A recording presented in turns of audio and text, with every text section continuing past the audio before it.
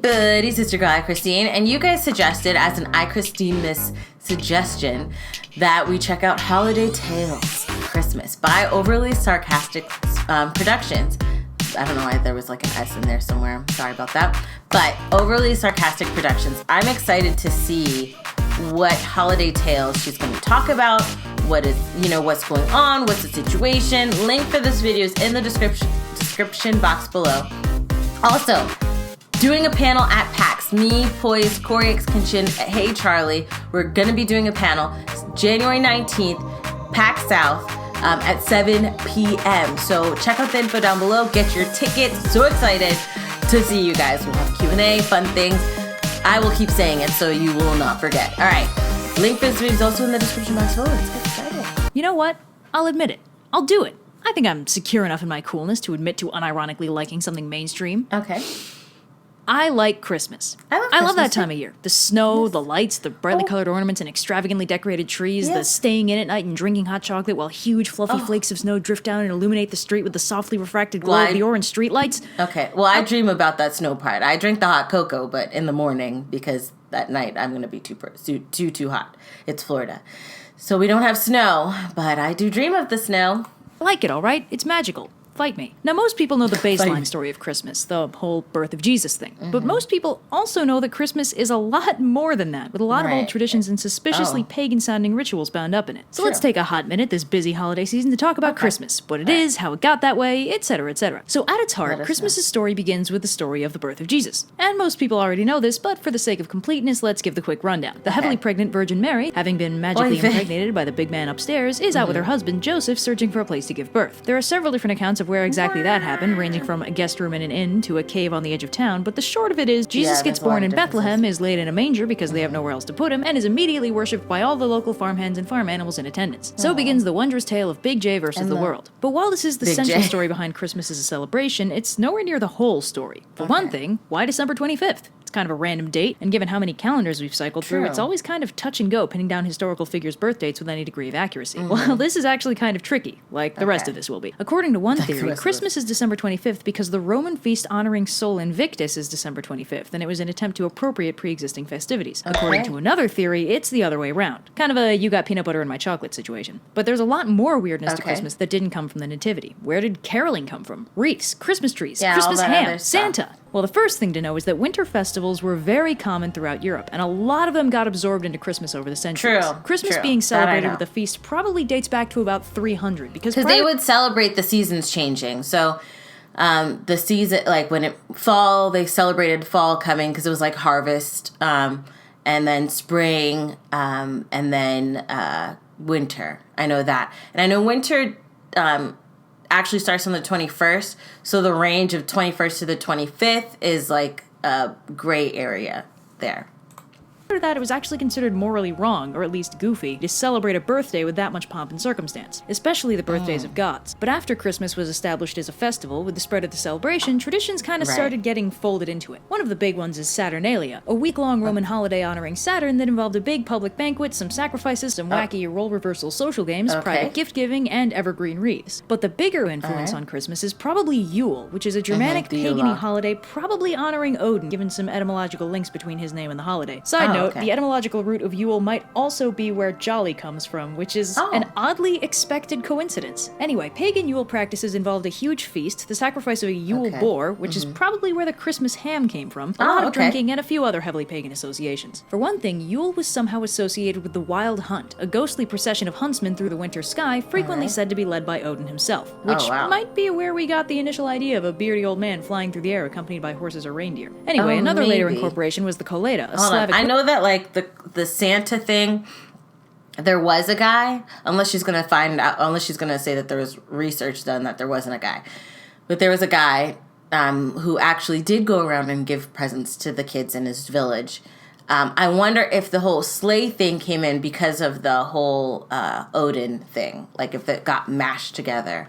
Which it seems like there's all these different bits of like different cultural traditions that are wrapped into now what's all like a big normal tradition of Christmas A general, I would say general, because the story of Santa definitely changes from movie to movie and storyteller to storyteller, but the big gist and like the big bullet points, I think, were probably different pieces of different cultures over time that have mended together to make what we know now as Christmas, or what we think of as Santa and the reindeer and the elves and all that stuff.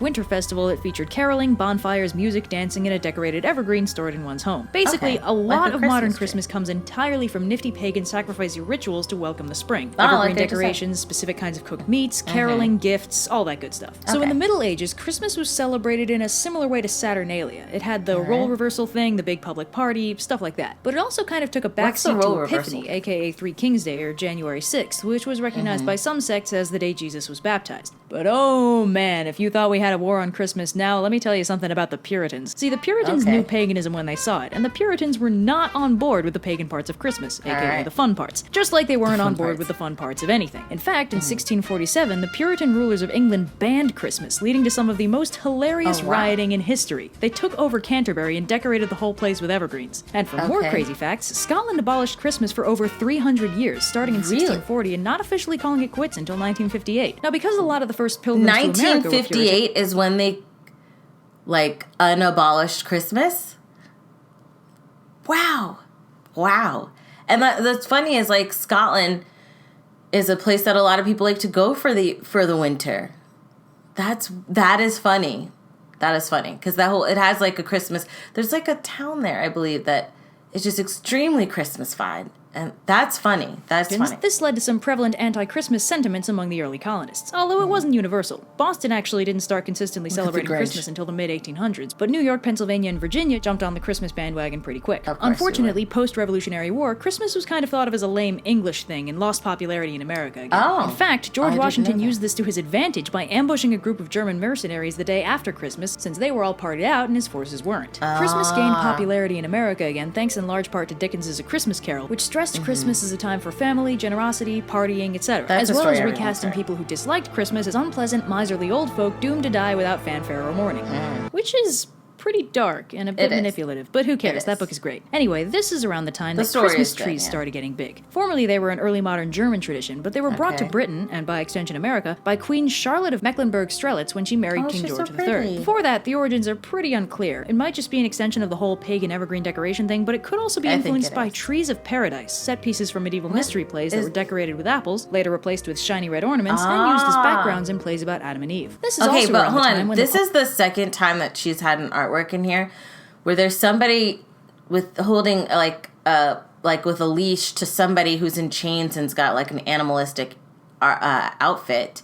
What is that? With apples, later replaced with shiny red ornaments, and used as backgrounds in plays about Adam and Eve. This is also around the time when the poem A Visit from St. Nick came out. You know, 'Twas the Night Before Christmas and all that, which pretty much introduced the idea of Santa Claus to the mainstream. But just like his holiday, St. Nick ended up absorbing a whole bunch of similar related holiday figures. The base figure was St. Nicholas, a 4th century Christian saint with a penchant for surreptitiously giving people presents. He was hybridized with Father Christmas, an English figure from the 1400s, serving as an anthropomorphic personification of Christmas itself. There's also Sinterklaas, a Netherlands interpretation of Saint Nick with a lot more saint in his image, and Joulupuki, which I am definitely not pronouncing right, a Finnish version who's got the red suit with the fur trim, the wife, the little gnome-like helpers, and he also might be connected with a Yule figure, the Yule goat. And an overarching figure bound up in Santa Claus is our old pal Odin again, who in true myth form keeps showing up in unexpected places and unexpected forms. Santa Claus has more than a few elements from the Wild Hunt. Funny. That is funny.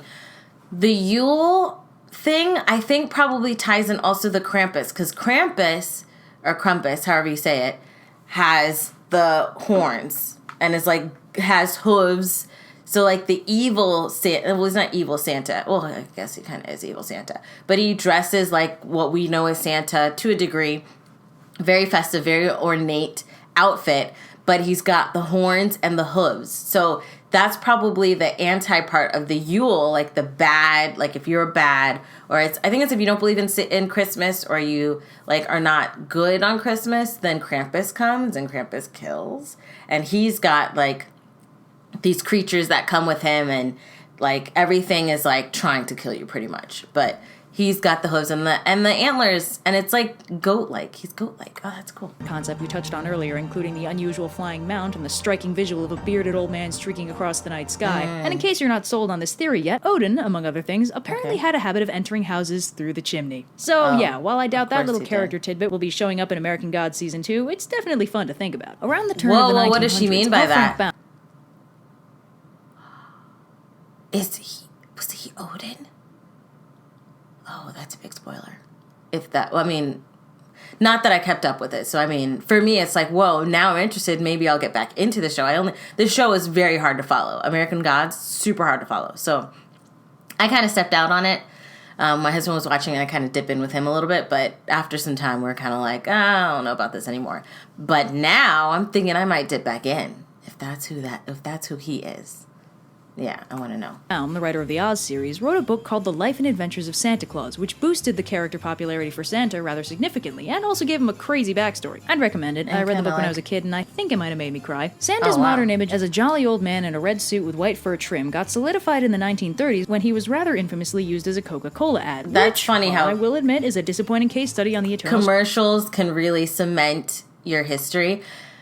And what your ideals of what a character can look like, and then because of this image, more people wrote more stories and did more movies and used bits of iconic Santa Clauses from all over, and they all become a part of our culture. That's so crazy how it happens. I'm stuttering like a butt, but you know what I mean.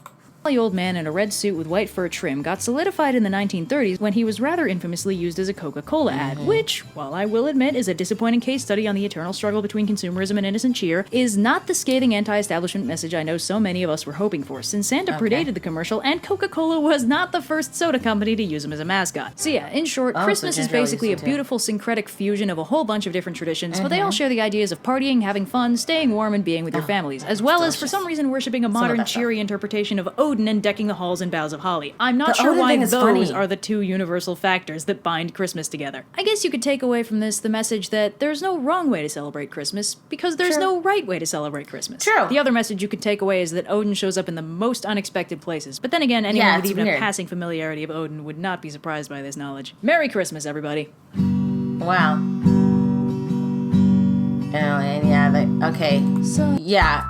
I agree with this in the aspect of, I completely agree with this.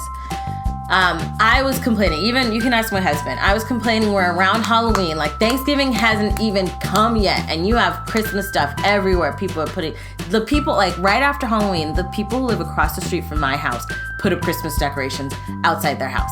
Like, calm down, bruh. You got like another month and a half. Like, okay, I get starting December, and we used to. This year is different because of timing and the baby. The baby really delays a lot of stuff. I love her. But we're going to decorate probably the beginning of December. We're not going to start before then. However, before we used to decorate the weekend after Thanksgiving. Like, we let Thanksgiving come, and then right after, we'd have like a tree lighting thing where we invite friends and family over, we bake cookies, and we put up the tree. It's fun. Awesome time that we normally have with our family. So I would at least wait till then. But you would see, like, I went to the mall. Y'all, if you follow me on Instagram, then you know. When I went to the mall, they had the massive Christmas tree, and it wasn't even Thanksgiving, yo. Like, there was still, like, I think a couple of weeks before Thanksgiving, before they could put up the tree, and they, like, put everything up. When I went to Sam's, this is before Halloween, okay? I went to Sam's, and they had massive, like, big Christmas ornaments, like the stuff you could put in your yard. They were gorgeous. But I was like, Halloween hasn't even come yet. People was way too freaking early on selling it, putting this Christmas stuff up. And I want to know, because they put it up really early, is anyone buying it that early? Are they really? If you know someone who actually is buying Christmas stuff in October or early November, let me know. Early November buying it's not so bad, but before Halloween, what is you doing? You're not getting any sale or any deal, because they ain't trying to cut you no deal if you buying it early. They're like, that's more money for them.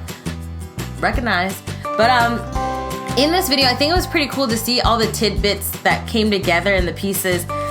that made the general Christmas idea that we all have, that we go by today and we see in movies and things like that. I knew some of this stuff, like how there was a guy, I knew about the Finland one, I think is the one that I knew about, where he would walk around and he would give presents to people and kids in his village. And that story kind of evolved into, it started the domino effect that evolved into what we know as Santa today. I didn't know that the Yule thing is where the, elves, not the reindeer, but the elves came in, and like helpers and the wife and, Mrs. Claus and stuff came in. And I did not know that the Odin thing, like how the belief of Odin coming in during this winter celebration and, riding in with horses and stuff may have brought this whole Santa in the sleigh with reindeer bits, which is pretty interesting that Odin comes up in this. I had no idea that he was like even tied to any of this.